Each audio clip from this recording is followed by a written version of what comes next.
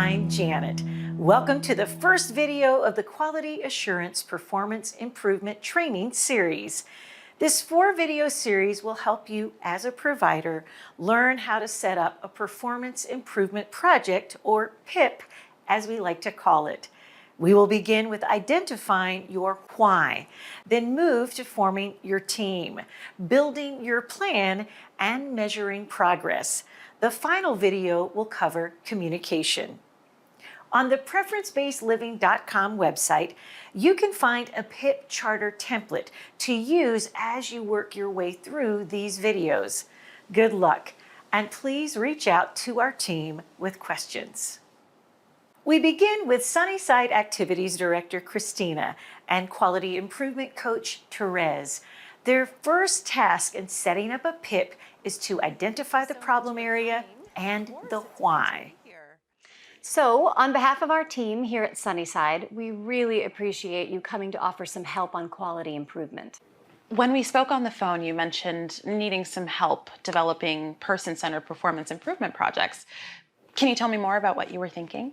So, I'm on our community's QAPI team, and we're looking to start a PIP that focuses on person-centered care, but we're just not sure how to get started. First, I want to say I think it's great that person-centered care is going to be the focus of your next PIP. I can certainly offer guidance to help your team come up with a plan. Second, I want to ask you, are you familiar with PIP charters? I think I've heard of a PIP charter, but I've never actually been involved with one. Okay, well, let's start there. A PIP charter is a wonderful tool that can help guide your team in planning and implementing your performance improvement project. The charter is typically developed by the whole QAPI team and then used specifically by the group who will carry out the PIP, so they have a clear understanding of what they're being asked to do. Working through each section of the document with your team isn't just a great team building exercise. It'll also support you in developing a plan that's realistic and actually doable. Well, I can really see the value in having a plan written down to help a project keep moving forward. So here's what I'm thinking. Since creating a successful PIP charter is an ongoing process that may take a few team meetings to finalize, I want to share a little more for you to think about today. Then, after you've had a chance to talk with your team, we can meet again. How does that sound? That sounds great, honestly. Wonderful. Well, before I go, I'll share a little more for you to think about. Okay, sounds good. So before you can begin a performance improvement project, you need to clearly identify your why. For example, if you work in a nursing home setting, an easy way to identify your why is to consider priority areas established by the Centers for Medicare and Medicaid, such as regulatory compliance, resident safety, quality measures, or customer experience. That makes a lot of sense. Have you already identified a priority area you want to work on? Actually, yes. I think we have a pretty clear priority area related to customer experience. Recently, we've been getting a lot of complaints from family members who feel our staff don't know their loved ones very well.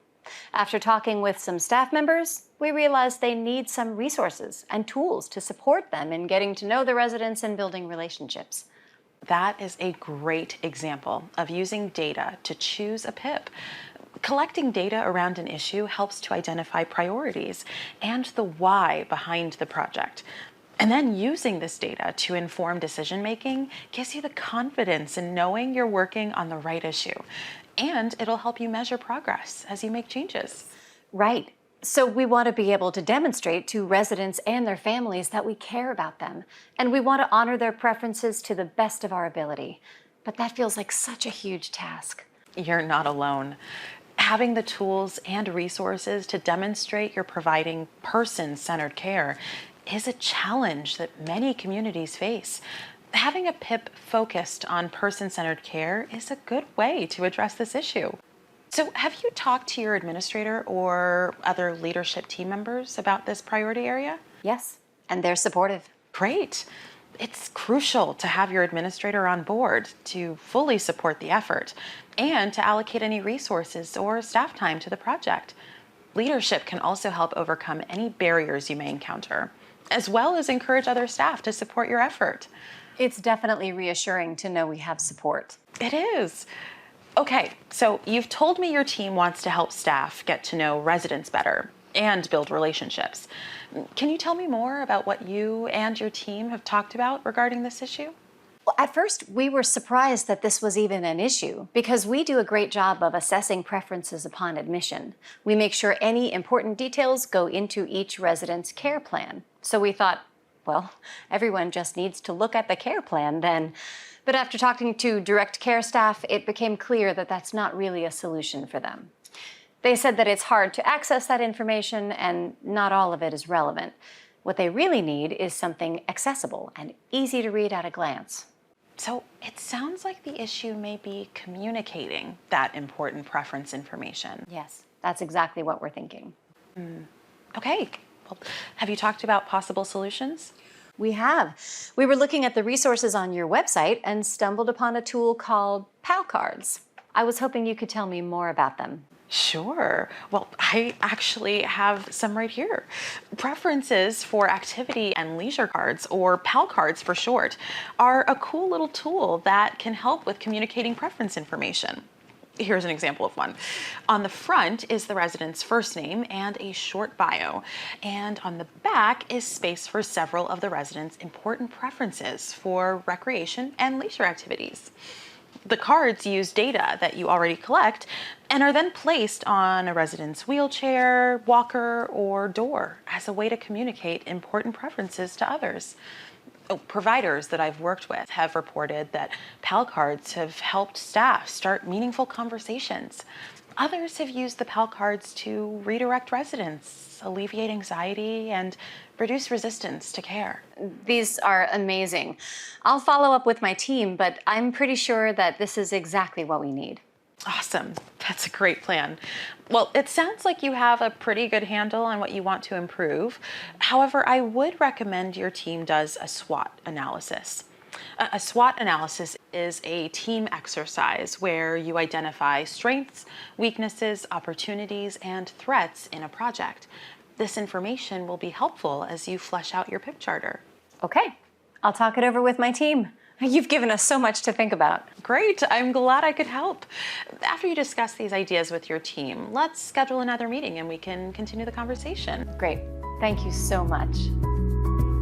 In this video, we highlighted the importance of developing a PIP charter when starting a new project.